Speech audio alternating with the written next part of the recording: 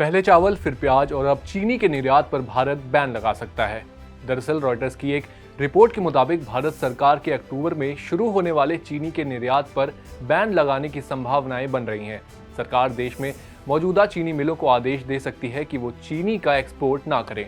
अगर सरकार ऐसा कोई भी फैसला लेती है तो ऐसा 7 साल बाद होगा, यानी 7 साल पहले सरकार ने चीनी के एक्सपोर्ट पर बैन लगाया था। लेकिन सवाल यह है कि ऐसा सरकार क्यों करेगी और इसका असर क्या हो सकता है। तो आपको बता दें कि इस साल बेमौसम बारिश की वजह से गन्ने की पैदावार कम हुई है। सूत्रों के मुताबिक देश में चीनी की खपत को पूरा करने के लिए और बाकी गन्ने का इस्तेमाल इथेनॉल के लिए करने के मकसद से सरकार ये फैसला ले सकती है। साथ ही आपको बता दें कि अगर सरकार ने निर्यात पर पाबंदी नहीं लगाई तो आने वाले सीजन में देश के पास पर्याप्त चीनी नहीं होगी, क्योंकि इस साल चीनी का उत्पादन बाकी सालों की तुलना में 50% कम रहा है। बता दें कि भारत में अधिकतर चीनी का उत्पादन पश्चिमी राज्य महाराष्ट्र और दक्षिणी राज्य कर्नाटक से होता है और इस साल भारी बारिश की वजह से गन्ने के उत्पादन में कमी आई है। इसके अलावा देश में गन्ने की बुआई भी कम हुई है।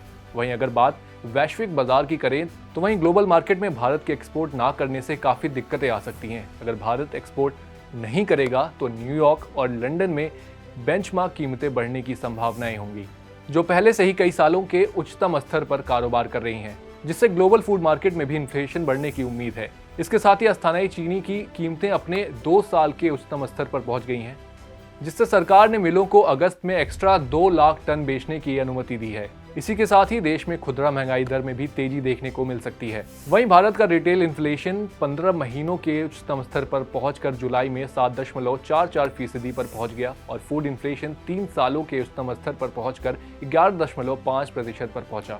वहीं अगर बात चीनी के प्रोडक्शन की करें तो 2023 से 24 के सीजन में भारत का चीनी उत्पादन 3.3% गिरकर 31.7 मिलियन टन होने की उम्मीद है। सूत्रों के मुताबिक सरकार के कुछ अधिकारियों का कहना है कि पिछले 2 सालों में मिलों को बड़ी मात्रा में चीनी एक्सपोर्ट करने की अनुमति दी गई है, लेकिन पर्याप्त आपूर्ति और स्थिर कीमतें भी सुनिश्चित करना जरूरी है। आंकड़ों की बात करें तो भारत ने मिलों को चालू सीजन के दौरान लगभग 30 सितंबर तक सिर्फ 6.1 मिलियन टन चीनी एक्सपोर्ट करने की अनुमति दी है, जबकि पिछले सीजन में उन्हें रिकॉर्ड 11.1 मिलियन टन चीनी बेचने की अनुमति दी गई थी।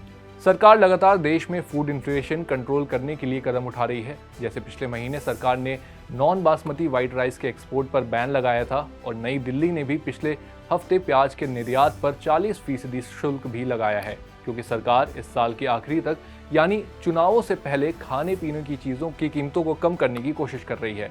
आपको ये स्टोरी पसंद आई तो हमें कमेंट बॉक्स में जरूर बताएं। साथ ही अगर आपको ये वीडियो पसंद आई है तो इसे भी लाइक, कमेंट और शेयर करना ना भूलें और देखते रहें जागरण बिजनेस।